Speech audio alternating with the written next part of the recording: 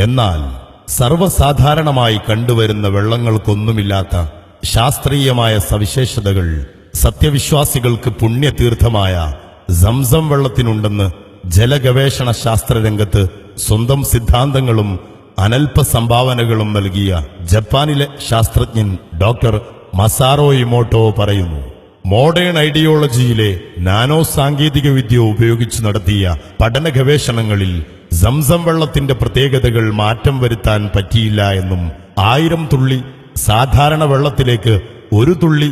Zamzam തീർത്ഥജലം ചേർത്താൽ ആ 1000 തുള്ളികൾക്കും സംസമിന്റെ പ്രത്യേകത സ്വാംശീകരിക്കാൻ കഴിയുമെന്നും ടോക്കിയോയിലെ ഹാഡോ സയന്റിഫിക് റിസർച്ച് ഇൻസ്റ്റിറ്റ്യൂട്ടിന്റെ തലവൻ കൂടിയായ ഡോക്ടർ മസാറോ ഇമോട്ടോ പറയുന്നു.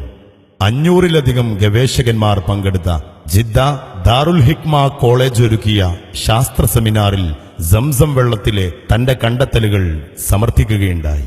ജപ്പാനിൽ അധിവസിക്കുന്ന അറബ് വംശജനിലൂടെ തനിക്ക് കിട്ടിയ സംസം വെള്ളത്തിൽ താൻ നടത്തിയ ഗവേഷണങ്ങളിലൂടെ ലോകത്ത് മറ്റേത് ജലഗണികകൾക്കുമില്ലാത്ത ക്രിസ്റ്റൽ ഘടന പവിത്രമായ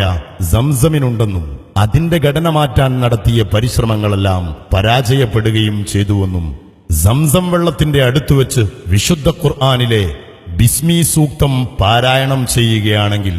വിശുദ്ധ ഖുർആനിന്റെ ഓഡിയോ ഭാഗങ്ങൾ സംസം വെള്ളത്തിന്റെ അരികത്ത് വെച്ച് കേൾപ്പിക്കുകയാണെങ്കിൽ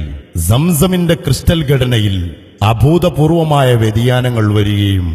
സംസമിന്റെ ക്രിസ്റ്റൽ ഘടന നിർമ്മലമായി മനോഹരമായി മാറുകയും ചെയ്യുന്നുവെന്ന് ആധുനിക യുഗത്തിലെ ഉന്നത ശീർഷ ശാസ്ത്രജ്ഞനായ ഡോക്ടർ മസാറോ ഇമോട്ടോ പറയുകയാണ്. പ്രപഞ്ചത്തിലെ മുഴുവൻ ഏകാന്തതയും വിന്യസിക്കപ്പെട്ട വിജനമായിരുന്ന മക്കയുടെ മരുപ്പറമ്പിൽ പ്രിയതമയെയും പൊന്നുമകനെയും ഇട്ടേച്ചു പോകാൻ ഇലാഹായ തമ്പുരാന്റെ കൽപ്പന കിട്ടിയ ഇബ്രാഹിം നബി അലൈഹിസലാമും താരിളം ഗളത്തിൽ 1 തുള്ളി വെള്ളമില്ലാതെ കരയുന്ന മകനെ മരുപ്പറമ്പിൽ കിടത്തി വെള്ളം തേടി അലയുന്ന ബീവി ഹാജറയും തൊണ്ടകീറിക്കരയുന്ന പിഞ്ചിളം കുഞ്ഞിന്റെ പാതടികളിൽ നിന്ന് പ്രാഗുൽഭവിച്ച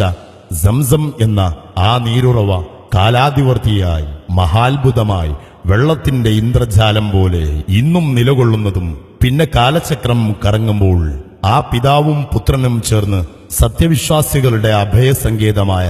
പടച്ച തമ്പുരാന് ആരാധനയ്ക്കായി ആദ്യമായി പണിത ഗേഹമായ പരിശുദ്ധ കഅബാലയം പുനർനിർമ്മാണം നടത്തുന്നതും പിന്നെയും ചിന്താമണ്ഡലങ്ങളിൽ തെളിഞ്ഞു വരികയാണ്.